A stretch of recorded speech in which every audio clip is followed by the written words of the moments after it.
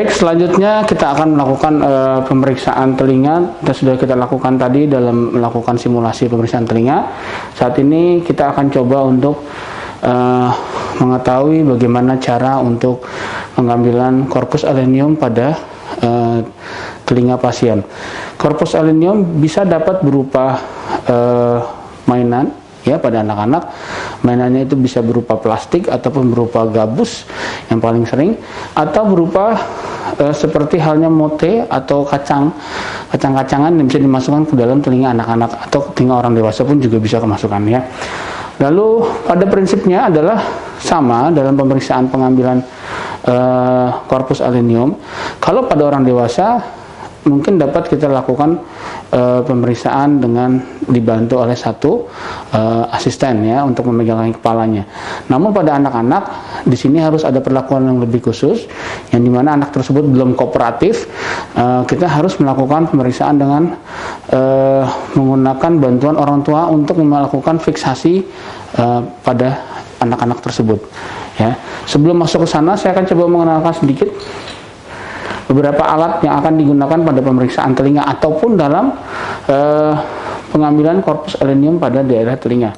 Ya, kita pastikan ini ada spekulum telinga.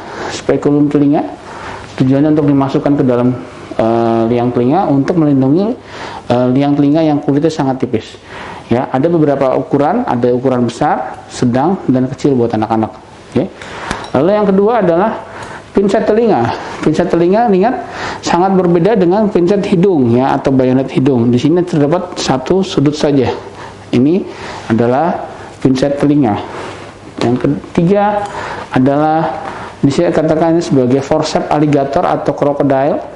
Ya, tujuannya untuk mengambil benda-benda yang sifatnya seperti plastik atau gabus ya, yang dapat diambil menggunakan untuk dijepit.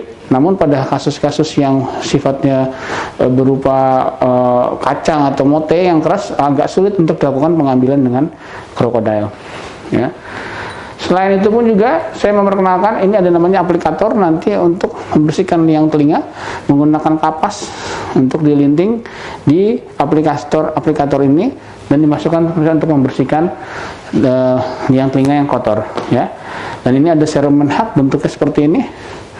Tujuannya untuk mengambil dan juga bisa dapat digunakan untuk mengambil corpus alenium yang sifatnya tadi mote ya. Lalu ini ada sendok serumen ya. Di sini apabila dilakukan nanti pengambilan serumen pada kasus-kasus serumen yang tidak terlalu keras ya, lunak, bisa digunakan ambil dengan sendok serumen seperti ini. Oke. Baik, saya akan melakukan pemeriksaan lanjutan. Kita periksa manikin ini terdapat corpus alenium gabus ya. Kita lakukan pemeriksaan. Pada orang dewasa kita lakukan pemeriksaan dengan spekulum telinga untuk memastikan liang telinganya aman dari tindakan yang akan kita lakukan. Setelah masuk, kita pegang seperti ini, aligator di tangan kanan, ya. Lalu kita masukkan secara perlahan dan asisten memegangi kepala pasien sampai jangan dibuka dulu aligatornya seperti ini, harus tertutup. Masuk secara perlahan-lahan sampai ke bagian corpus alenium dan dibuka forcepsnya lalu diambil. Cara pengambilannya tidak diambil sekaligus ya, tapi secara perlahan bersama dengan spekulum keluar ke dalam liang telinga. Jadi seperti ini. Ini cara corpus alenium yang diambil menggunakan spekulum telinga. Baik. Nah, pada anak-anak dapat kita lakukan pemeriksaan sebelumnya adalah kita melakukan fiksasi. Manikinnya ada. Mas. Ya. Ya. Ya, pada anak balita ataupun pada anak-anak yang kecil, orang tua pasien harus melakukan memangku anaknya seperti ini, lalu kakinya dimasukkan ke dalam lipat dua kaki dan kakinya harus disilang seperti ini untuk memfiksasi bagian kaki ya, untuk melindungi supaya dia tidak berontak menendang-nendang ke arah operator ya. Lalu tangan ini disedekap seperti ini ya, disedekap seperti ini, ya. Dan asisten atau perawat kita memegang kepala kepala pasien untuk misalnya supaya tidak bergerak.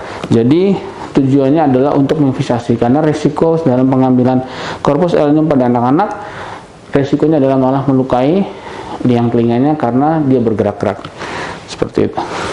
Oke.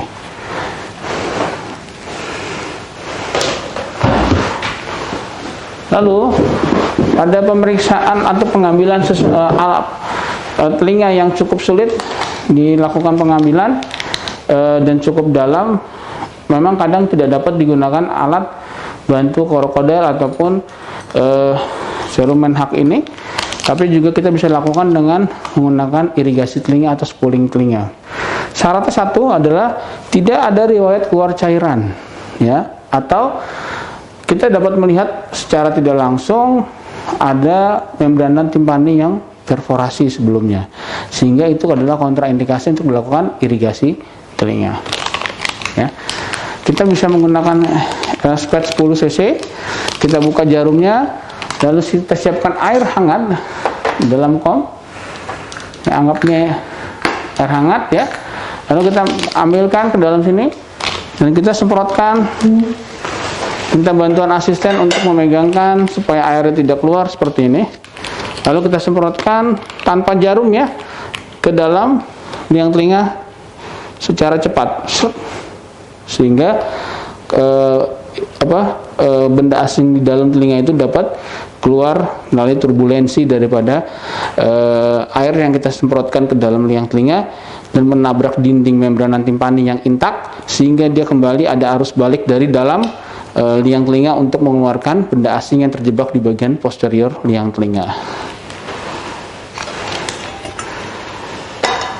Ini butuh latihan dan harus dilakukan pelatihan terus-menerus. Baik, cukup.